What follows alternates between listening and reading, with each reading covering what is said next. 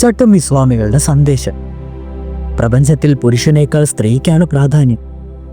സന്യാസം എന്നാൽ ക്ലേശനിർഭരവും ആത്മത്യാഗം കൊണ്ട് സമ്പന്നവുമായ ലളിത ജീവിതമാണെന്നാണ് ഭാരതീയ ആധ്യാത്മിക അനുഷ്ഠാനങ്ങളെക്കുറിച്ച് അറിവുള്ളവരെല്ലാം മനസ്സിലാക്കുന്നത്.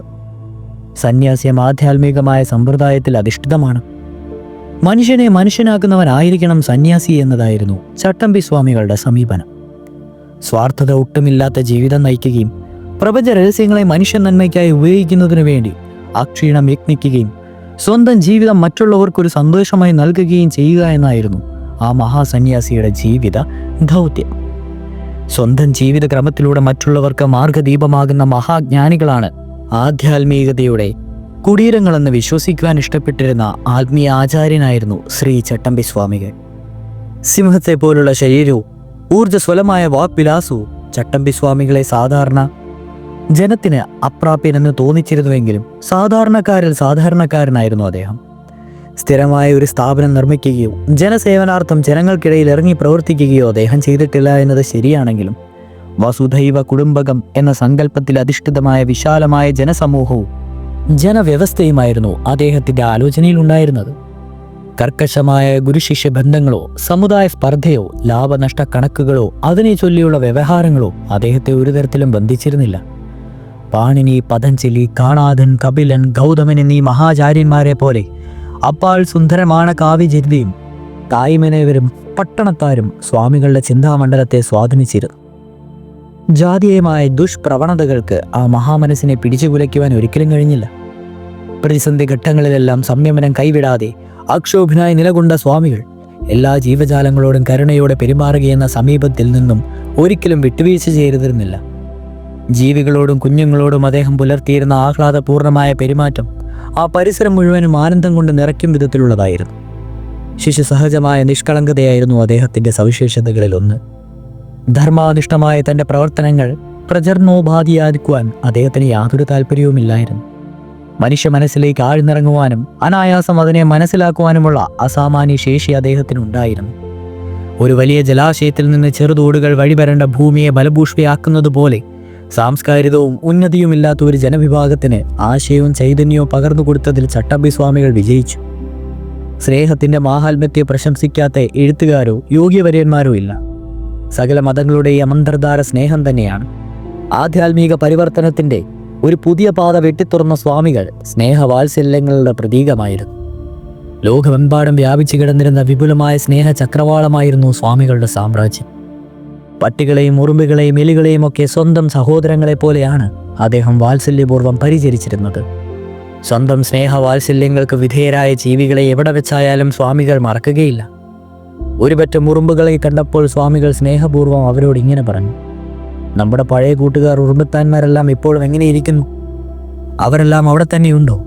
നമ്മുടെ ആഹാരത്തിൻ്റെ ഓഹരി പറ്റുവാൻ ആ കാപ്പരി പട്ടാളം ചുറ്റും വന്ന് അണിനിരക്കുമായിരുന്നു. അവിടെ വെച്ച് എല്ലാറ്റിനെയും ഞാൻ ഭംഗിയായി സൽക്കരിച്ചിട്ടുമുണ്ട്. ജീവനില്ലാത്ത വാദ്യോപകരണങ്ങളെ വാത്സല്യപൂർവ്വം പേര് ചൊല്ലി വിളിക്കുന്നതായിരുന്നു സ്വാമികളുടെ രീതി. തൻ്റെ കരളാണനമേറ്റിട്ടുള്ള ഒരു പഴയ മൃദംഗത്തെ അദ്ദേഹം സൂചിപ്പിക്കുന്നത് ഇങ്ങനെയാണ്: നമ്മുടെ അഗസ്ത്യൻ്റെ വർത്തമാനം ഈയിടത്തെങ്ങും അറിയാറില്ല. ഈ കിഴവിന് വളരെ ആഗ്രഹമുണ്ട് അയാളെ ഒന്നുകൂടി കണ്ടാൽ കൊള്ളാമെന്ന്. സംസ്കാരത്തിൻ്റെ ചരിത്രത്തിൽ കറുത്ത മഷിപ്പാടുകൾ ചേർക്കുന്നത് ജീവകാരുണ്യത്തിൻ്റെ അഭാവമാണെന്നും ഭൗതിക പുരോഗതിക്ക് ആത്മപ്രകർഷനും ജന്തുകാരുണ്യവും അത്യന്താപേക്ഷിതമാണെന്നും സ്വാമികൾ കണ്ടു. ശ്രീബുദ്ധൻ്റെയും മഹാത്മജിയുടെയും അഹിംസാ സിദ്ധാന്തത്തിൻ്റെ തുടർച്ചയായ നിർവചനമാണ് സ്വാമികൾ നൽകുന്നത്. പരമമായ ധർമ്മം എന്ന നിലയിലാണ് സ്വാമികൾ അഹിംസയെ സമീപിച്ചത്. ജന്തുക്കളെ ഹിംസിക്കുന്നതോ മാംസം ഭക്ഷിക്കുന്നതോ അദ്ദേഹത്തിന് ഹൃദയഭേദകരമായ കാര്യമായിരുന്നു.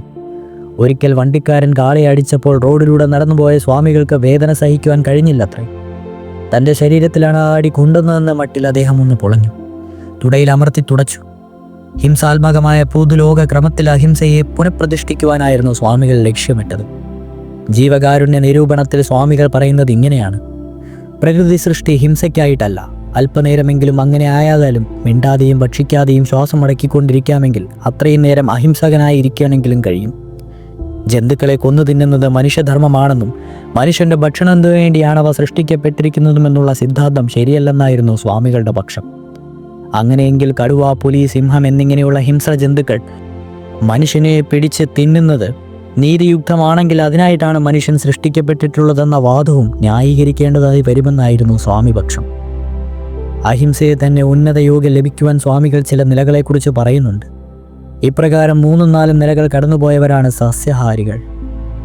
സസ്യഭക്ഷണത്തിലും ഹിംസയുണ്ടെന്നതിനാൽ അതിൽ നിന്ന് പിൻവാങ്ങി അടുത്തപടിയായി ഉണങ്ങി വീഴുന്ന ഇലകളും ഉണങ്ങിയ കായ്കറികളും മാത്രം ഭക്ഷിക്കുന്നതോടെ അഹിംസയുടെ മുകൾ നിലയിലേക്ക് മാർഗത്തിലെത്തുന്നു. ഇതിലും ഹിംസയുണ്ടെന്ന് കാണുന്നതോടെ വെള്ളത്തെ മാത്രം ആശ്രയിച്ച് ജീവിക്കുന്നതാണ് അടുത്തപടി. വെള്ളത്തിനെ ഹിംസയായി കാണുമ്പോൾ വായുവിനെ മാത്രം ജീവന്റെ ഉപാധിയായി ജീവിക്കുന്ന അവസ്ഥയിലേക്ക് മനുഷ്യൻ പ്രവേശിക്കും. വായുവിനെ ഭക്ഷണമാക്കുന്നത് ഹിംസയാണെന്ന ചിന്തയിൽ അതിൽ നിന്നും മോചനം നേടുവാനുള്ള ശക്തിയെ ആർജിക്കുന്നവരെ യോഗികൾ എന്ന് വിളിക്കാം. സസ്യഭുക്ഷുക്കൾ പോലും ഹിംസ നിർവചനത്തിന്റെ പുറത്തേക്ക് കടക്കുവാൻ സാധിക്കാത്ത വിധം കടുത്താണ് സ്വാമികളുടെ അഹിംസാ നിർവചനം. ക്ഷേത്രങ്ങളിലെ മൃഗബലിയെ സ്വാമികൾ ശക്തമായി എതിർത്തിരുന്നു. കൊടുങ്ങല്ലൂർ ദേവീക്ഷേത്രത്തിൽ അദ്ദേഹം തൊഴുക പതിവില്ലായിരുന്നു. മൃഗബലി നടക്കുന്ന സ്ഥലം കശാപ്പുശാലയാണെന്നായിരുന്നു സ്വാമികളുടെ വാദം. സ്വാമികളുടെ അഹിംസാചാരണം അത്ര കണ്ട് പരിപൂർണമായിരുന്നു. പട്ടി, പൂച്ച, ഉറുമ്പ്, അണ്ണാൻ എന്നിവയ്ക്ക് സ്വാമികൾ സ്ഥിരമായ ആഹാരം കൊടുത്തിരുന്നു. ജീവജാലങ്ങളെല്ലാം ഈശ്വരന്റെ അംശമായിട്ടാണ് സ്വാമികൾ കണക്കാക്കിയിരിക്കുന്നത്. തൻ്റെ വിചാരം ജന്തുക്കളെ അറിയിക്കുവാനും അവയെ മനോഗതം മനസ്സിലാക്കുവാനും കഴിഞ്ഞിരുന്ന സ്വാമികൾ ഈ ലോകം ഒറ്റ മനസ്സാണെന്നും അതിനാൽ മനസ്സിനും ഇടയ്ക്ക് വിടവില്ലെന്ന് വിശ്വസിക്കുകയും അത് ഉദ്ബോധിപ്പിക്കുകയും ചെയ്തു. അഹിംസ പ്രതിഷ്ഠിക്കുമ്പോൾ വൈരത്യാഗമുണ്ടാകുന്നു എന്ന യോഗാസൂത്രത്തിൻ്റെ പൊരുളായിരുന്നു സ്വാമികളുടെ ജീവിതം. കേരളീയ സമൂഹത്തിൻ്റെ വിചാരധാരയിലും ആചാരക്രമങ്ങളിലും വിപ്ലവബോധത്തിൻ്റെ വിത്തുപാകിയത് ചട്ടമ്പിസ്വാമികളാണ്. അബ്രാഹ്മണർക്ക് പ്രവേശനം നിരോധിച്ചിരുന്ന വൈജ്ഞാനിക രംഗങ്ങളിൽ പ്രവേശിക്കുവാൻ ശക്തിയും പ്രചോദനവും നൽകിയത് സ്വാമികളാണ്. അധികമാരും കേട്ടിട്ടില്ലാത്ത തന്ത്രശാസ്ത്ര ഗ്രന്ഥങ്ങൾ പഠിച്ച സ്വാമികൾ ആ മേഖലയിലേക്ക് പ്രവേശിക്കുവാൻ അബ്രാഹ്മണരെ സഹായിച്ചു. കൂപക്കര പോറ്റുകളുടെ ഗ്രന്ഥപുരയിൽ കടന്ന തന്ത്രസമുച്ചയം പോലെയുള്ള ഗ്രന്ഥങ്ങൾ പഠിച്ചെടുത്തത് തന്നെ അതിനുള്ള ഉദാഹരണമാണ്. നീലകണ്ഠ തീർത്ഥപാദരുടെ വേദർച്ചാ പദ്ധതി സ്വാമികളുടെ പ്രോത്സാഹനം മൂലമാണ് രചിക്കപ്പെട്ടത്. പരമ്പരാഗതമായ ദുരാചാരത്തെ ഭേദിച്ച് ജനങ്ങൾക്ക് ആത്മാഭിമാനവും ജീവചൈതന്യവും നൽകുവാൻ ചട്ടമ്പിസ്വാമികൾ ചെയ്ത സേവനം മഹത്വരമാണ്. വേദാന്ത വിജ്ഞാനം മലയാളിക്ക് ലളിതമായി വ്യാഖ്യാനിച്ച് നൽകിയ ചട്ടമ്പിസ്വാമികൾ മലയാളികൾക്ക് വേദവിജ്ഞാന മേഖലയിൽ ഉണ്ടായിരുന്ന അജ്ഞതയെ അകറ്റുവാൻ അകമഴിഞ്ഞ് ശ്രമിച്ചു.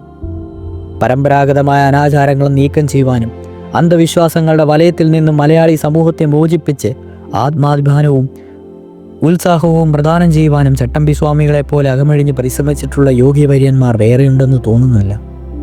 ജാതി ചിന്തയും അതിനനുസൃതമായ സമൂഹ വ്യവസ്ഥയും ഭൗതികവും സാംസ്കാരികവുമായ ഉത്കർഷങ്ങൾക്ക് തടസ്സമാണെന്ന് കണ്ട ചട്ടമ്പിസ്വാമികൾ സമൂഹത്തിൽ ഒരു ഏകജാതി ബോധം നട്ടുവളർത്തുവാനാണ് ശ്രമിച്ചത്.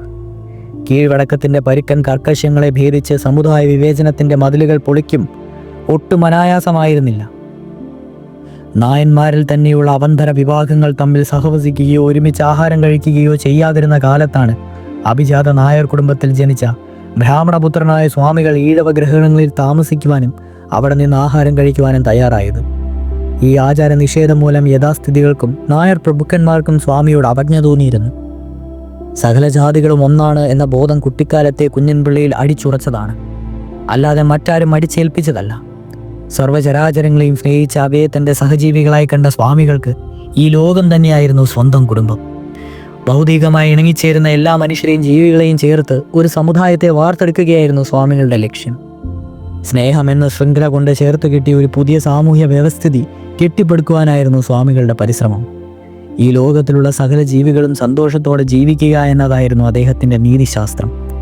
ലോകാ സമസ്ത സുഖിനോ ഭവന്തു. കേരളം കണ്ട വെറുമൊരു സാമൂഹ്യ പരിഷ്കർത്താവായിരുന്നില്ല ഈ വിദ്യാധിരാജൻ. സ്വാമികളെക്കുറിച്ച് ശ്രീനാരായണ ഗുരുസ്വാമികൾ പറഞ്ഞത് ഇങ്ങനെയാണ്: വ്യാസനും ശങ്കരനും കൂടിച്ചേർന്നാൽ നമ്മുടെ സ്വാമിയായി. മൂലവും ഭാഷ്യവും കൂടിച്ചേർന്നതാണല്ലോ ചട്ടമ്പി സ്വാമികൾ.